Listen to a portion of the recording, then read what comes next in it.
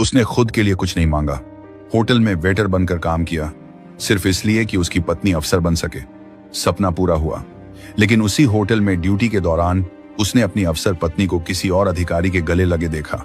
वो पल उसके लिए सब कुछ तोड़ गया, और वहीं से एक वेटर की सबसे बड़ी लड़ाई शुरू हुई। इस कहानी की पूरी सच्चाई जानने के लिए वीडियो को अंत तक जरूर देखिए। शहर बहुत बड़ा नहीं था, लेकिन सपनों से भरा हुआ था। सुबह होते ही सड़कों पर गाड़ियों का शोर, चाय की दुकानों से उठती भाप और दफ्तरों की तरफ भागती भीड़, सब कुछ रोज जैसा ही था। इसी शहर की एक गली में एक साधारण से किराए के कमरे में सूरज की जिंदगी चल रही थी। सूरज उन लड़कों में से था जो ज्यादा बोलते नहीं, लेकिन जिम्मेदारियां पूरी ईमानदारी से निभाते हैं। उम्र करीब 25 साल, चेहरे पर सादगी, आंखों में मेहनत की थकान और मन में बस एक ही चाह, जिंदगी ठीक ठाक चलती रहे। वो शहर के एक अच्छे रेस्टोरेंट में वेटर था। सुबह की शिफ्ट से लेकर रात की आखिरी प्लेट तक वो हर ग्राहक से मुस्कुराकर बात करता, जो मिलता उसी में संतोष कर लेता। इसी शहर में प्रिया रहती थी। प्रिया पढ़ाई में तेज थी, सोच बड़ी थी, सपने ऊंचे थे। वह चाहती थी कि उसकी पहचान सिर्फ किसी की पत्नी बनकर ना रहे, बल्कि अपने नाम से हो। सूरज और प्रिया की मुलाकात किसी फिल्मी अंदाज में नहीं हुई थी। ना कोई बारिश, ना कोई गाना, बस परिवारों ने देखा लड़का ठीक है, लड़की समझदार है, और शादी तय हो गई। शादी के बाद दोनों एक छोटे से कमरे में रहने लगे। कम साधन थे, लेकिन उम्मीदें बहुत थी। सूरज दिन में रेस्टोरेंट जाता, प्रिया घर पर किताबों में डूबी रहती। शाम को जब सूरज लौटता तो दोनों चाय के साथ भविष्य की बातें करते। मैं अफसर बनना चाहती हूं, प्रिया कहती। सूरज मुस्कुरा देता, बनोगी, जरूर बनोगी। शुरुआत में दोनों ने साथ पढ़ाई करने की कोशिश की। सूरज काम के बाद किताबें खोलता, प्रिया दिन रात मेहनत करती। लेकिन शहर सस्ता नहीं था। कोचिंग की फीस, किराया, राशन, किताबें, हर महीने खर्च बढ़ता जा रहा था। एक रात जब सूरज हिसाब देख रहा था तो उसके चेहरे पर चिंता साफ दिख रही थी। प्रिया ने पूछा, क्या हुआ? सूरज ने धीरे से कहा, अगर ऐसे ही चला तो हम दोनों आगे नहीं बढ़ पाएंगे। कमरे में खामोशी छा गई। प्रिया समझ गई थी कि बात क्या है।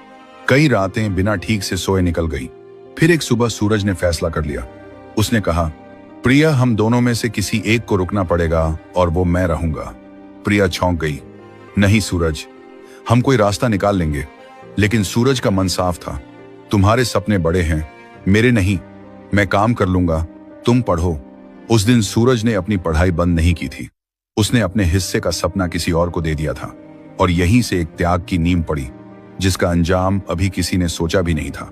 सूरज का फैसला अब जिंदगी में उतर चुका था। दिन रात की मेहनत रंग दिखाने लगी थी।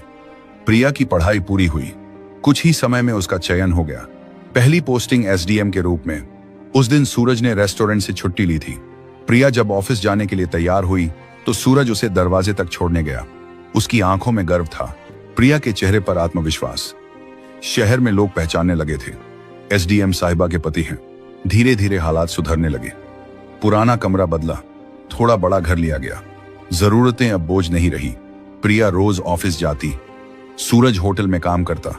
शाम को दोनों साथ बैठकर खाना खाते, कभी हंसते, कभी भविष्य की बातें करते। सूरज को लगने लगा था उसका त्याग सफल हो गया। कुछ महीनों तक सब ठीक चला। फिर उसी ब्लॉक में एक नया अधिकारी ट्रांसफर होकर आया। नाम था विक्रम। दिखने में स्मार्ट, बात करने में प्रभावशाली। ऑफिस की मीटिंग्स में प्रिया और विक्रम की मुलाकातें बढ़ने लगी। शुरुआत में सूरज ने कुछ महसूस नहीं किया, उसे भरोसा था। लेकिन धीरे धीरे प्रिया के व्यवहार में बदलाव आने लगा।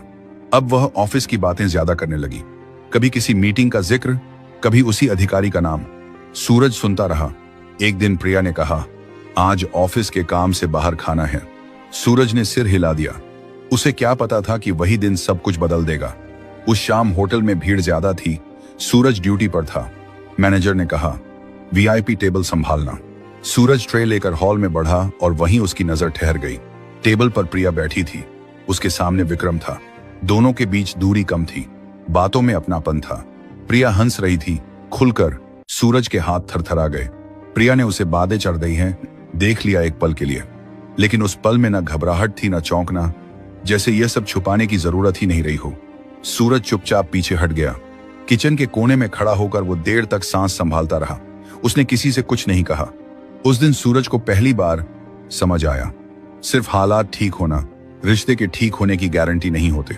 और यहीं से एक नई लड़ाई शुरू होने वाली थी। होटल वाला वह दृश्य सूरज के दिमाग में बार बार लौट आता था। प्रिया की हंसी, उस आदमी की मौजूदगी और अपनी ही आंखों से देखी गई सच्चाई। उस दिन के बाद प्रिया अचानक बदल गई। अब वो घर कमाने लगी। बात करने का लहजा ठंडा हो गया। पहले जहां वो सूरज से सलाह लेती थी, अब वहां आदेश होते थे, मेरे ऑफिस के काम में दखल मत दो, तुम्हें समझ नहीं आएगा। सूरज चुप रहता। वह जानता था अगर वह बोलेगा तो बात बिगड़ जाएगी। धीरे धीरे प्रिया ने उसे छोटा दिखाना शुरू कर दिया। कभी उसके कपड़ों पर ताना, अब भी होटल वाले जैसे ही रहते हो। कभी उसकी हैसियत पर, आज जो कुछ है मेरे दम पर है। सूरज हर बात निगल जाता। वह वही आदमी था जिसने अपने सपने छोड़े थे, अब अपनी आवाज भी छोड़ रहा था। प्रिया अब खुलकर देर रात आने लगी। कभी फोन नहीं उठाती, कभी कहती मत पूछो, थक जाती हूं। एक दिन सूरज ने हिम्मत करके पूछा, क्या हम पहले जैसे नहीं रह सकते? प्रिया ने बिना देखे कहा, वक्त बदल गया है सूरज, लोग बदल जाते हैं। उस रात सूरज देर तक बैठा रहा। अगले दिनों में मानसिक यातना बढ़ती चली गई। प्रिया उसे सबके सामने नीचा दिखाने लगी। मेहमानों के सामने ताना, ऑफिस वालों के सामने अनदेखी। वो जानबूझकर कहती, यह बस होटल में काम करते हैं। सूरज भीतर से टूटता गया। उसने खुद को बदल लिया। अब वह कम बोलता, सीधे नजर नहीं मिलाता। हंसी जैसे चेहरे से गायब हो गई। वो पहले जैसा सूरज नहीं रहा। एक दिन प्रिया ने साफ शब्दों में कहा, मैं इस रिश्ते में बंधी नहीं रह सकती। सूरज ने पूछा, क्यों? प्रिया ने जवाब दिया, तुम मेरी बराबरी नहीं कर सकते। बस यही आखिरी वाक्य था। कुछ ही दिनों में प्रिया ने घर छोड़ दिया। कोई बड़ा झगड़ा नहीं हुआ, कोई ड्रामा नहीं, बस एक मजबूर पति खामोशी से अकेला रह गया। घर वही था, कमरे वही, लेकिन अब वहां एक आदमी रहता था जिसका आत्मसम्मान हर दिन थोड़ा थोड़ा मर रहा था। सूरज ने खुद को काम में डुबो दिया। अब वो सिर्फ जिंदा रहने के लिए जी रहा था। ना कोई शिकायत, ना कोई सवाल, लेकिन भीतर कहीं एक आग जल रही थी, और यही आग फ्रेंड कोर। प्रिया के जाने के बाद घर में अजीब सी खामोशी बस गई। सुबह अलार्म बजता, सूरज उठता, लेकिन अब उठने की वजह बदल चुकी थी। पहले किसी के सपने के लिए, अब सिर्फ अपने वजूद के लिए। वह फिर से होटल गया। वही काम, वही लोग, लेकिन अब वह अलग था। पहले जहां वह मुस्कुराता था, अब उसकी आंखें ज्यादा बोलती थीं। कई रातें उसे नींद नहीं आती। दिमाग में सवाल घूमते, क्या मेरी गलती थी? क्या त्याग करना कमजोरी बन गया? एक रात उसने खुद से कहा, अगर मैं यही रुक गया तो सच में हार जाऊंगा। अगले दिन उसने पुराने कागज निकाले, किताबें जो कभी बंद कर दी थी, धूल झाड़ी, फिर से पढ़ना शुरू किया। सुबह होटल, रात पढ़ाई। दिनों तक कोई बदलाव नहीं दिखा, लेकिन सूरज रुका नहीं। कभी कभी लोग समाज पढ़ाइए ताना मारते। पत्नी अफसर थी, छोड़कर चली गई। सूरज सुनता, चुप रहता। अब वह बहस नहीं करता था, वो खुद को गढ़ रहा था। शहर में वही हलचल थी, लेकिन सूरज की दुनिया अब एक कमरे तक सिमट गई थी। धीरे धीरे उसकी सोच बदलने लगी। अब वह सिर्फ दुखी पति नहीं था, वो एक सीखता हुआ आदमी बन रहा था। उसे समझ आने लगा, प्यार से बड़ा आत्मसम्मान होता है। उसने अपने व्यवहार में बदलाव किया। अब वो झुकता नहीं था, कम बोलता लेकिन साफ बोलता। कुछ महीनों बाद उसने नौकरी बदल ली। कम पैसे लेकिन समय ज्यादा। समय जो अब उसकी सबसे बड़ी पूंजी था। वह हर दिन खुद को थोड़ा बेहतर बनाता। कभी थकता, कभी टूटता, लेकिन रुकता नहीं। एक दिन उसने शहर की सड़क पर चलते हुए एक पोस्टर देखा, किसी प्रतियोगी परीक्षा का। उसने पोस्टर देर तक देखा, फिर मन ही मन कहा, शायद यही रास्ता है। उस रात उसने ठान लिया, अब जो भी होगा अपने दम पर होगा। वह जानता था आसान नहीं होगा, शायद कई साल लगेंगे, लेकिन अब उसके पास खोने के लिए कुछ नहीं था। और जब इंसान के पास खोने को कुछ नहीं रहता, तो वह डरना छोड़ देता है। सूरज ने डर छोड़ दिया था। अब वह धीरे धीरे खुद को वापस पा रहा था, और कहीं दूर एक दिन उसका सामना फिर से उसी दुनिया से होना था जिसने उसे तोड़ा था। समय किसी के लिए नहीं रुकता, लेकिन कुछ लोगों को वो चुपचाप गढ़ता रहता है। सूरज के लिए वक्त आसान नहीं था। पूरे 10 साल तक सुबह काम, रात पढ़ाई, बिना किसी शोर के। कई बार लगा सब बेकार है, कई बार लगा वो देर कर चुका है, लेकिन उसने रुकना नहीं सीखा। और एक दिन वही हुआ जिसकी उसने किसी से चर्चा तक नहीं की थी। सूरज का चयन हो गया, पुलिस सेवा। कोई जश्न नहीं मनाया गया, कोई फोन नहीं किया गया। उसने बस आईने में खुद को देखा, वही आदमी, लेकिन अब नजरें झुकी हुई नहीं थी।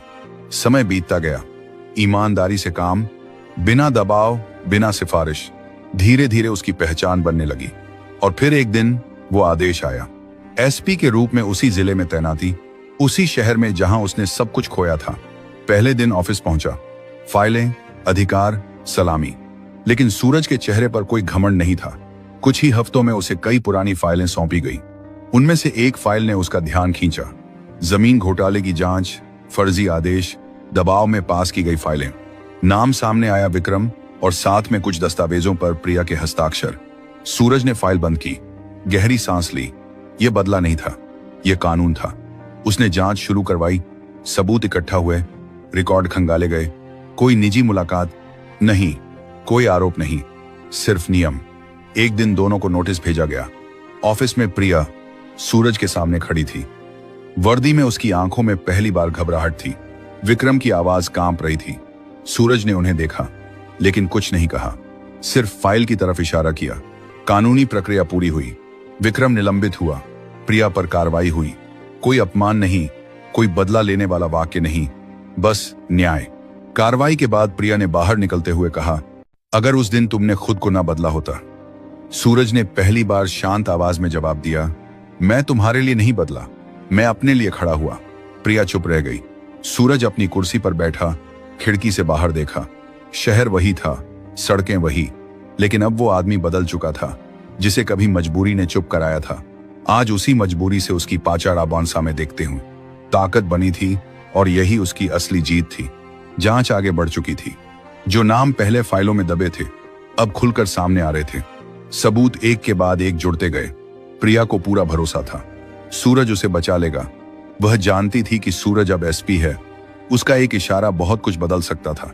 जांच के दौरान प्रिया ने कई बार पुराने रिश्ते का सहारा लेने की कोशिश की, कभी संदेश, कभी मुलाकात की गुजारिश, लेकिन सूरज हर बार सिर्फ फाइल देखता रहा। न कोई मुलाकात, न कोई निजी बात। जांच पूरी हुई, रिपोर्ट साफ थी, प्रिया दोषी पाई गई।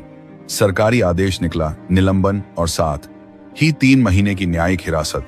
जिस दिन प्रिया को हिरासत में लिया गया, पूरे शहर में सनसनी फैल गई। लोग वही थे जो कभी तारीफ करते नहीं थकते थे, अब वही कहते अफसर होकर भी बेईमानी। इज्जत जो सालों में बनी थी, कुछ घंटों में डूब गई।